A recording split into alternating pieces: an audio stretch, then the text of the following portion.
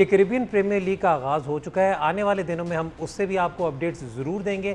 और जो पाकिस्तान क्रिकेट में डोमेस्टिक में आज कोचेस की अपॉइंटमेंट है उसका किस तरीके से टीम्स लाइनअप होंगी, किस किस्म से मैनेजमेंट लाइनअप होंगी, उस पर भी आने वाले दिनों में हम कोशिश करेंगे कि बात करेंगे। लेकिन इस वक्त अब कॉन्वर्सेशन लेके चलते हैं towards the UEFA champions league.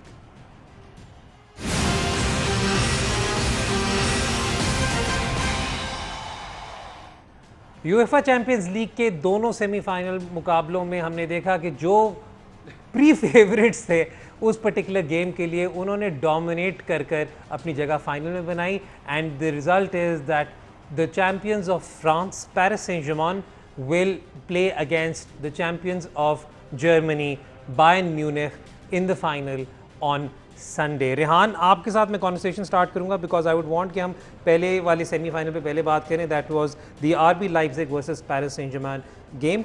तो ज़रा before we dive into the game itself, there is a history between these two coaches as well. So if you can just sort of like briefly tell the viewers about that and then we'll move on. जब Nagelsmann was 20 years old, तो he suffered a knee injury, जिसकी वजह से उसका football career खत्म हुआ. But he was still at the time appointed by Augsburg as one of their players. टूखल के पास staff members कम थे, तो टूखल ने इसको ये काम दिया कि मैं बड़ा इंप्रेस हूँ जिस तरह तुम प्लेयर्स को देखते हो, तुम्हारी फुटबॉल अंडरस्टैंडिंग से, तो you will do opposition scouting for me. So that's how Nagelsmann started doing this. And in the meanwhile this gets really interesting कि Nagelsmann ने जब when he realized कि उसकी नी इंजरी इतनी सीरियस है, he even applied for a BMW का salesman की job. And that's when Tuchel basically sat him down कि you need to move into this, तुम्हारी tactical understanding of the game is amazing and you need to move into this. And then basically 12 years later they're playing against each other, and this is the guy who brought the other guy into coaching. It's an amazing story. Also Nagelsmann is one of the most sought after coaches in the world, but uski yani basically to sum him up is the Tottenham match. Everyone made it about Mourinho versus him, but he basically said it wasn't about the coaches, it was about the team. And that's how he coaches his teams as well. कि there's a lot of element into what he does, क्योंकि वो खुद इतना young है और players के साथ उसकी एक affiliation है.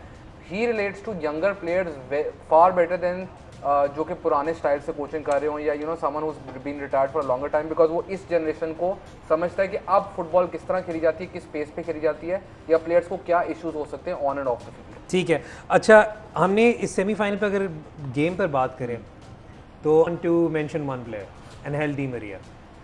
यार Hasan, what an amazing performance. And I think मैं हमेशा से वाली बात करता हूँ, हमने 2014 के वर्ल्ड कप में भी वाली बात की, मैंने तब भी कहा था, 2018 में भी मैंने कहा, मैं अभी भी कहता हूँ, I still think Angel di Maria is underappreciated because di Maria मतलब मेरे नज़दीक तो even replacing di Maria with Bale was a step down for Real Madrid.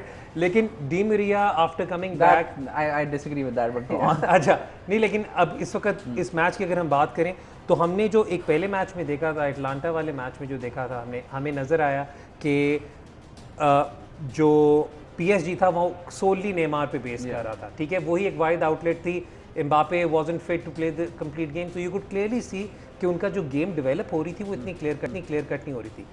D Maria is that piece which connects the midfield with the attack. Yes, but also Paredes. क्योंकि वो quarter final में they didn't play Paredes in the center because Paredes और Di Maria allow them कि वो जो उन defence और defensive midfield और अटैक के दरमियान में जो स्पेस है, वहाँ पे जो प्रोग्रेस करनी है बॉल, वो that is what PSG will struggle with जब भी वैरायटी नहीं खेलेगा, क्योंकि असल में तो वो जॉब वैरायटी की है. But without him first quarter final में तो खैर ही played a very weird midfield, लेकिन अगर परेदेस मिडफील्ड में और Di Maria is part of the front three तो वो एक कनेक्शन कंटिन्यूसली रहता है. And as far as Di Maria is concern, I saw start किया 2 दिन पहले के पिछले 10 सालों में he has in the Champions League he has as many assists as Messi and he's second only to Ronaldo. Yeah. तो but like this is the problem with अगर आप PSG के लिए खेल रहे हैं, you are pretty much out of the football conversation से बाहर हो जाती हो आप. डी मरिया मैड्रिड में था, never got the attention because Ozil, Ronaldo, Benzema, Xabi Alonso उस टीम में थे. उसके बाद यूनाइटेड गया, यूनाइटेड में he was there for one season, had double figure assists but couldn't settle there, the team didn't perform well. अगर उसके बाद वो किसी let's say he'd gone to Italy, he'd gone to Inter या he'd gone to Juve, तो अभी उसका बहुत ज़्यादा चर्चा होता है compared to right now, क्योंकि once you go to France आपकी जो सारी अचीवमेंट्स हैं दे आर लाइक मिनिमाइज कि यार वो तो मतलब फ्रेंच लीग में कर रहा है और लाइक पीएसजी तो डोमिनेट करती है, फ्रेंच लीग में कर रहा है Plus इब्रा Neymar, Mbappe is नहीं, are पहले going to overshadow पहले everyone. पहले Ibra and plus you play in the same team and Mbappe तो will always be overshadowed, but like अगर पिछले 10 साल का निकाल के देखें like I don't talk about like overrated underrated because like consensus की बात है and there is like you have to understand the context of it, लेकिन di Maria is that guy जिसका करियर इस तरह डिफाइन होगा कि he should have gotten far more love than he got.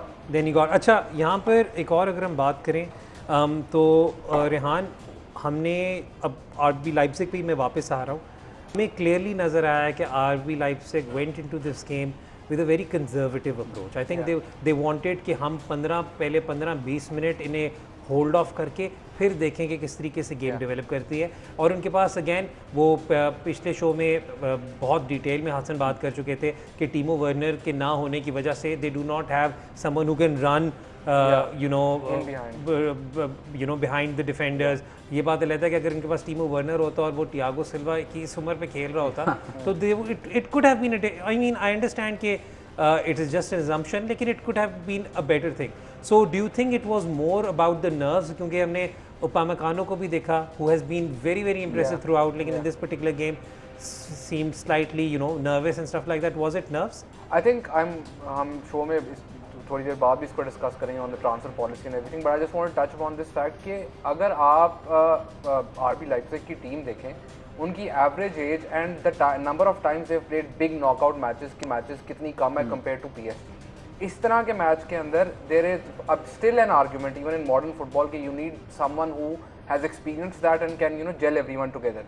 दूसरी चीज़ इसमें यह जो आपने कहा कंजर्वेटिव अप्रोच, आरबी लाइप्जिग की मैंने पहले ही बात की थी एटलेटिको मैड्रिड के मैच से पहले कि उनकी जो प्रेसिंग गेम है is very different to the way Atletico Madrid press, कि वो Atletico allow the teams to come into their half और गो वाइड, बैड टच पे capitalise they press and they play a very vertical style of football.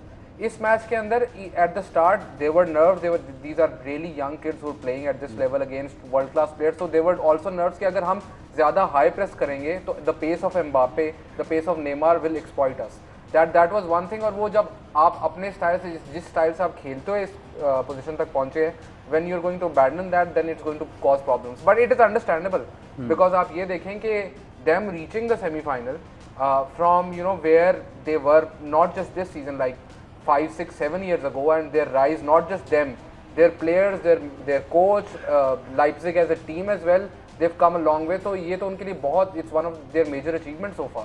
ठीक है जी। और इस match के बाद नेमार ने एक पिक्चर भी शेयर की जिसे बहुत ज़्यादा जिसे बहुत ज़्यादा जिस पे कमेंट्स आए, लेकिन मैं यहाँ पे बताता चलूँ the funny part about this picture is Neymar himself is a red bull athlete and he is just, I mean, I think it's an acknowledgement towards it, it's a note towards it, I don't know how to interpret it, लेकिन Neymar being Neymar, it's Neymar being Neymar। अच्छा जी, दूसरे match की तरफ चलते हैं, Lyon versus Bayern Munich. Hasan, पहले minute लियोन seemed to be the better team going in because उन्होंने मतलब आपको नज़र आया कि 2 चांसेस थे, लेकिन 2 चांसेस भी मिले और आपको नज़र आया कि ठीक है वो बोअटेंग की पेस को या उसकी पोजीशनिंग को थोड़ा सा एक्सप्लॉइट भी कर रहे थे, तो आपको लगा कि मतलब हैट्स ऑफ टू नॉयर जितना वो मतलब 50 फीट बाहर आ गया रोकने के लिए, ठीक है लेकिन उसने एंगल रोका, सारा कुछ किया, एंड जैसे ही सर्ज ग्नाब्री को एक चांस मिला, you saw the ruthlessness Bayern is all about. I think ये जो बायर्न की टीम ये क्वार्टर फाइनल सेमीफाइनल में खेली, that is even more attacking than जो उनकी लीग में खेलती, क्योंकि यूजुअली आप सेंटर मिडफील्ड में किमिच खेलते हैं और राइट बैक पवार्ड खेलते हैं, विच इज फिर भी थोड़ी सी मतलब एक डिफेंसिव सॉलिडिटी रहती है। लोगों को लगता है because Kimmich is the replacement for Philipp Lahm के वो फिलिप लाम जितना अच्छा डिफेंडर भी है, बट अगर राइट बैक वो खेल रहा है और नाबरी आपका राइट विंग बैक खेल रहा है, दैट इज़ अ साइड जो कि हमेशा आप एक्सप्लॉइट कर सकते हैं। The problem with this team, the problem with Bayern is कि 2 सेंटर बैक छोड़ के बाकी हर बंदा प्रेस करता है और बाकी हर बंदा अटैक करता है, तो इवन इफ दे कंसीड 1 या 2 goals in the first 15 minutes, it's not like कि उनके अगेंस्ट आप प्रेस करके जीत सकोगे, क्योंकि वो जितना वो तेज़ी से काउंटर प्रेस करते हैं, and it's not like a team जो कि मतलब टिकी टाका टीम होती है कि आप 10 मैन बिहाइंड द बॉल कर लो, क्योंकि अगर 10 मैन बिहाइंड द बॉल हैं तो वो क्रॉस लगाए जाएंगे जिसपे गोरेट्स्का, लेवेंडोव्स्की और मुलर जो है अटैक कर रहे होंगे, तो that's the thing with them कि they might concede 1, they might even concede 2 goals, but they have this belief कि अगर हम 2 गोल खाएंगे तो हम 3 करेंगे। अच्छा, मुझे इस बात का वाकई में मुझे इस बात का वाकई में डर लगता है कि वो जो हम बात करते हैं the Barcelona team which was considered like one of the best teams ever, there was no weak link in that entire team. मतलब that's debatable, but अगर आप देखें तो उनकी सेंटर बैक भी पेयरिंग भी, अगर यहाँ पे बोर्टिंग को निकाल कर फुली फिट निकोलस सूला हो तो यार ये तो तबाह कर दे बाकी टीमों को। एग्जैक्टली एंड जो मैं एक चीज़ पॉइंट आउट करना चाहूँगा कि अक्सर जब भी ऐसे मैचेस होते हैं तो आप लोग ये बात करते हैं पहले 10 मिनट में ऑपोजिशन को चांसेस मिलते हैं। आप कोई भी प्रेसिंग टीम उठाकर देख लें पिछले 11-12 सालों के अंदर इन बिग मैचेस पहले 10-15 मिनट उनको एडजस्ट करने में लगते हैं because they want to press at that. That's a very good relevant. Even अगर आप मैनचेस्टर यूनाइटेड बार्सिलोना के जो 2 चैंपियंस लीग फाइनल्स हैं वो उठाकर देखें तो United in the first 10-15 minutes had chances. Even Barcelona वो जो प्रेसिंग टीम थी जब वो ऊपर से प्रेस करते थे even then teams had chances against them. Even Germany की जो प्रेसिंग टीम थी अगर आपको वर्ल्ड कप 2014 में याद है तो कोई 1000 दफ़ा Neuer was playing sweeper keeper के वो अपने उससे बाहर आया हुआ है। It takes time for them to get that going and also like Hasan ने बात की they being more attacking here. एक चीज़ जर्मन फुटबॉल के ऊपर मैं ये कहूँगा अगर आप प्रेसिंग फुटबॉल वगैरह देखनी है इस वक्त आई नो जर्मन लीग का पाकिस्तान में भी दिखाई गई थी, लोगों को इतना मजा नहीं आया लेकिन tactically the German league is right now ahead of everyone else in the world. अच्छा रेहान, हर चैंपियंस लीग के सीज़न में जो क्योंकि देखें आपको उस तरह मौका नहीं मिलता सारी लीग्स को रेगुलरली फॉलो करने का, तो आप चैंपियंस लीग में you get a chance to see the top talent from across the continent, right? तो उसमें आपको हर साल कोई ना कोई इस तरह के नाम आते हैं सामने जिन्हें देखकर आप एक्साइटेड होते हैं। डिलेक्ट लास्ट ईयर सब पूरी दुनिया फ्रैंकी डी जॉन्ग। इस साल मेरे नज़दीक वसीम मवार जिस तरह खेला है, राइट? और Hasan correct me 8 assists and 8 goals in Champions League alone probably? नहीं, not in Champions League but season. In season. मतलब I think 8 goals. Yeah, because he was playing start of the season he was playing left wing. उसको central midfield में Rudy Garcia ने आगे convert किया and it doesn't look like exactly built for central midfield. हाँ, तो अगर अब होसेम मवार पे बात करें तो just few words on him ताकि वी मूव ऑन। अभी आई थिंक इसके ऊपर काफी इंटरेस्ट भी डेवलप होगा because a bunch of English clubs are going to try and go after him. Interest होगा क्योंकि यूवे को प्रॉब्ली आई थिंक 40 मिलियन में मिल रहा था तो 80 पे चला जाएगा इसकी कीमत। आई थिंक जो इसमें इंपॉर्टेंट चीज़ है कि player Hasan pointed it out के उसको पहले लेफ्ट पे खिला रहे थे। He is perfect for centre midfield. उसकी वजह एक तो ये है कि technically he is very sound on the ball, he doesn't rush into anything और वो जिस तरह की उसकी पासिंग गेम है it's perfectly suited for someone जो सेंटर में खेल रहा हो, जो पूरी गेम चला रहा हो। लाइक डायरेक्ट असिस्ट की आपने बात की, डायरेक्ट असिस्ट से ज़्यादा उसका आप अगर करियर लॉन्ग टर्म देखेंगे तो ज़्यादा इन्वॉल्व होगा इन बिल्डअप प्ले के he will be the one who will be spreading the ball wide कि वो चांस क्रिएट हो rather than doing a direct assist. तो सेंटर मिडफील्ड के अंदर द अदर थिंग इज के उसके जो 2 फेवरेट प्लेयर्स हैं उससे आपको आइडिया होना चाहिए कि वो किस तरह की गेम खेलना चाहता है himself. He models himself on Zidane and Juninho. So basically like वो free kicks and set pieces के ऊपर जो जुनिनियो वाला एंड उसकी अगर आप जितनी भी ट्रिकरी देखें ही is very good when someone's pressing him as well. Like he is really good at getting out of that position and then creating a chance. ठीक है जी, ये हम बात कर रहे थे on the UEFA Champions League semi-finals. Most probably we will be on air before the final is played, so we will do a proper preview of the final of the UEFA Champions League. अब बात करेंगे Europa league के final की जो खेला जाएगा सेविया versus Inter Milan. 2010 के बाद अब जाकर inter has reached the final of a European tournament because उसके बाद inter has went through a horrible patch, जबकि सेविया सो बेसिकली मैं रेहान को इसलिए टॉर्चर नहीं करना चाह रहा क्योंकि मैं आप सबको बताता चलो जी, मैंने बहुत रिक्वेस्ट की थी रेहान को कि जी यूरोपा लीग के सेमीफाइनल से पहले भी बात कर लें, उससे पहले भी बात कर लें, लेकिन रेहान ने कहा था कि जी यूरोपा लीग पर मैंने बात नहीं करनी। वजह बता he can talk about Sevilla but नहीं सेविया पे तो बात करेगा लेकिन वजह आप खुद बताएंगे। पहले I am going to start off with you Conte. Yeah, it's so interesting ये मैच क्योंकि एक तरफ एक टीम है जो मतलब कि 6-7 सालों से कंफ्यूज थी अपनी आइडेंटिटी के ऊपर, प्लेयर खरीद रही थी, डिफरेंट मैनेजर्स आ रहे थे, didn't know what they wanted to do. Conte आता है 3-5-2 प्रेस करेंगे, एक सेंट्रल स्ट्राइकर होगा, best defence in Serie A, basically जो pure Conte style Conte model उसने within a year apply कर लिया है। The interesting thing is of course कि उस प्रीमियर लीग में वो जो 2-3 साल रहा है इसके बाद वो प्रीमियर लीग के बहुत प्लेयर्स ला रहा है। अभी Eriksen isn't part of the 11 as such but actually young Lukaku वगैरह खेल रहे हैं। But with Godin he has that central defender जो उसको उसका कंप्लीटली उसको कंट्रोल करके दे सकता है, जबकि दूसरी तरफ सेविया का काला जादू है which is basically my only explanation कि मतलब कि वो कैसे जीतते हैं वो जीतते भी नहीं कि यूरोपा लीग में like they won 6 semi-finals in a row yeah and I would say about 4 of those 6 semi-finals they weren't the better team. तो ठीक है। मतलब अगर काला जादू के अलावा कोई रीजन है तो वो मुझे समझा दे अच्छा maybe he can explain it. अच्छा इंटर के मैं सीरिया पे जाने से पहले इंटर के कुछ जो मतलब जो हाई प्रोफाइल परफॉर्मेंस रहे हैं सीजन हसन उनके बारे में बात करना चाहूँगा। लोटारो मार्टिनेज इस वक्त is in demand, a very good and exciting striker.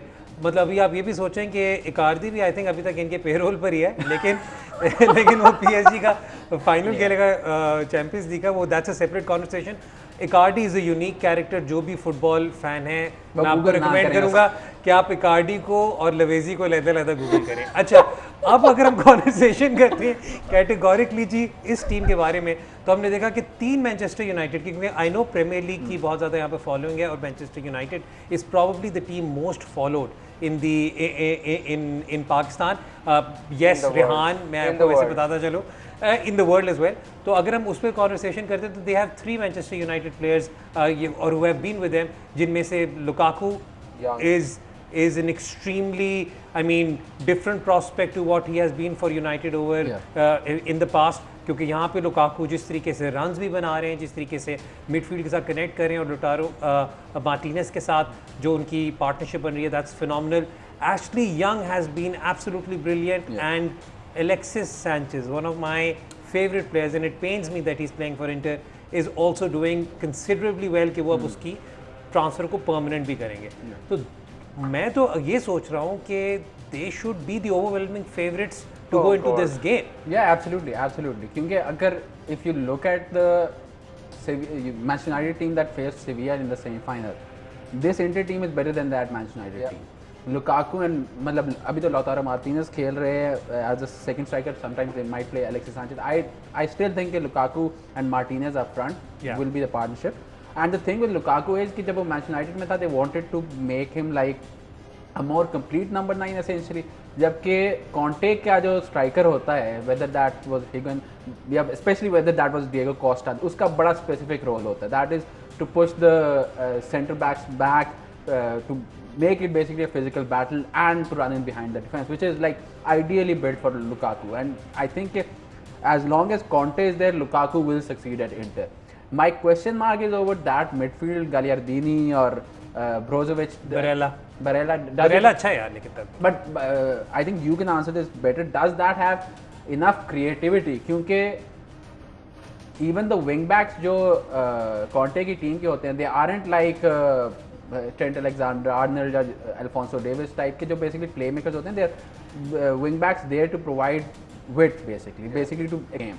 तो क्या इस midfield में इतनी क्रिएटिविटी है कि वो 7 मैन बिहाइंड द बॉल वाली सेविया को के लिए खेल सकेंगे, because सेविया will play on the counter attack. अच्छा मुझे एक तो लगता है कि वो कोशिश करेंगे बीच में एरियल रूट को यूटिलाइज करें जितना भी कर सकें, ठीक है, उसे एक्सप्लॉइट करें. लेकिन जहाँ तक आपने बात की ना क्रिएटिविटी, तो यार I will be honest with you, the whole point of getting Eriksen in Alexis Sanchez was कि भाई आपको क्रिएटिविटी मिले, लेकिन but will Eriksen start? No, he won't start, क्योंकि कॉन्टे की is so fixed with his tactics right now.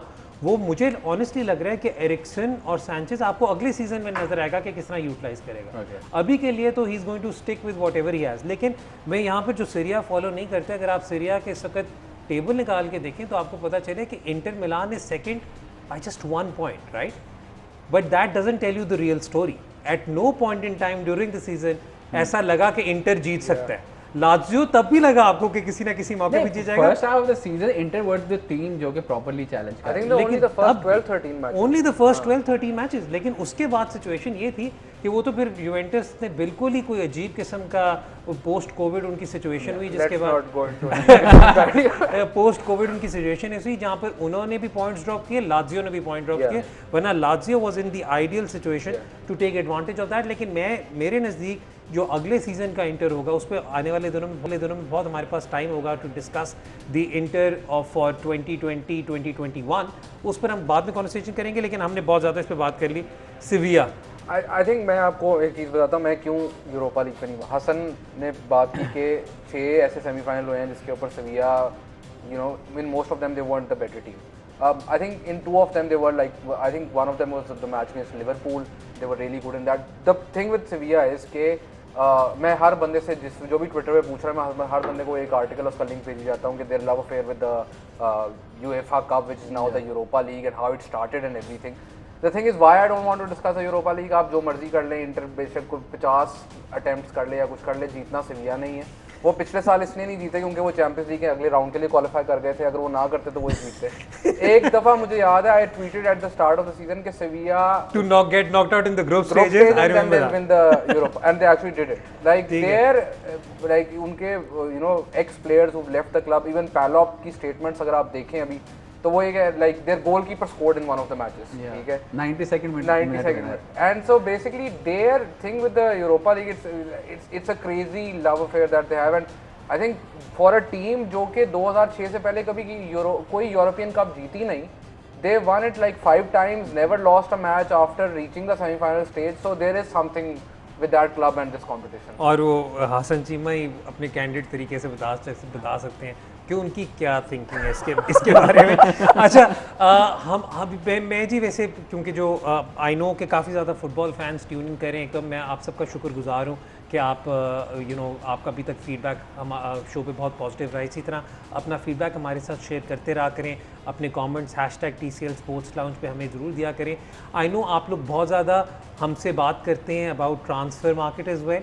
Transfer अभी हमारे पास आने वाले दिनों में बहुत टाइम होगा, जब ये सारी अभी चैंपियंस लीग भी सेटल डाउन कर जाएगी, थोड़ा सा क्रिकेट भी सेटल डाउन करेगा, तो हमारे पास सिवाय ट्रांसफ़र मार्केट की और कोई बात नहीं होगी करने की। सीजन स्टार्ट हो जाना है, अभी चल रहे हैं यानी। हाँ मतलब यूरोपा का फाइनल कल रात को होना है, लेकिन अगले साल के क्वालिफायर्स ऑलरेडी हो रहे हैं। So that should tell you कि ये कितना यूनिक सीजन रहा है। But we will talk about the transfer policies as well Rehan. लेकिन अभी क्योंकि अगर मैंने जिक्र छेड़ दिया है तो अगर हम बात कर सकें current transfer policies, I think इसमें best example of PSG versus Leipzig match.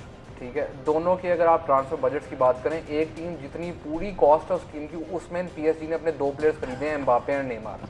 ठीक है, that is how big the differences between the 2 teams. The other thing is कि अगर आप RB लाइप्जिग की टीम देखें, उनके जो उनके डिफेंडर्स हैं, हम अक्सर बात करते हैं डिफेंडर 25 साल के बाद अच्छा बनता है कुछ, उनका कोई डिफेंडर 25 साल से ऊपर है ही नहीं। And they're 22, 22, 24. They have not a single outfield player. Their keeper is 30 years old. No one else in their team that started yesterday is over 30 years of age. वो क्या करते हैं? They have identified कि ये जगह है, यहाँ से players आ रहे हैं. So they are basically, उनकी जो scouting system है RB Leipzig का is amazing. They go to countries like Austria and France. The amount of players they're picking up from France and scouting them is more than French अपनी team जितनी अच्छी scouting नहीं करती जितनी RB Leipzig अच्छी कर रहा है going into France and that. On the other hand, some जो super clubs हैं, Hassan touched on Juventus and Bayern Munich in the previous episode. अगर आप PSG को देखें, उनकी aspiration to win this competition, उनकी aspiration के लिए उन्होंने फुटबॉल हिस्ट्री के 2 सबसे एक्सपेंसिव साइनिंग्स की। वो थियागो सिल्वा को जब शुरू में लेके आए थे, उनका ये था कि दुनिया का बेस्ट सेंटर बैक है, हमारी क्लब की इमेज के लिए बहुत अच्छा है, इसको ले आओ। ठीक है, एंड उनको अभी भी आप देखेंगे despite that they still need players who fit the pieces like Di Maria type players, उनको अभी भी चाहिए, या Marquinhos is one of the players who goes under the radar. जब जहाँ पे डिफरेंस आता है, why do super clubs do this is because super clubs, जो पिछला मैच है Leipzig versus PSG is the best example के लाइप्जिग ने कभी चैंपियंस लीग के पूरा सीजन में इतने मिसप्लेस पासेस नहीं किए होंगे जितने उन्होंने पिछले मैच में किए हैं, because they were young, they had not played at this stage of the tournament, whereas PSG had players who have already won the Champions League, players who have won the World Cup, players who played so many knockout matches, so they know the experience of also winning and also losing as well, कि किस तरह नहीं हारना. That's something, that's why super clubs focus on signing these players, whereas a lot of, not just RB Leipzig, a lot of German teams, its scouting is exceptional right now. ठीक है।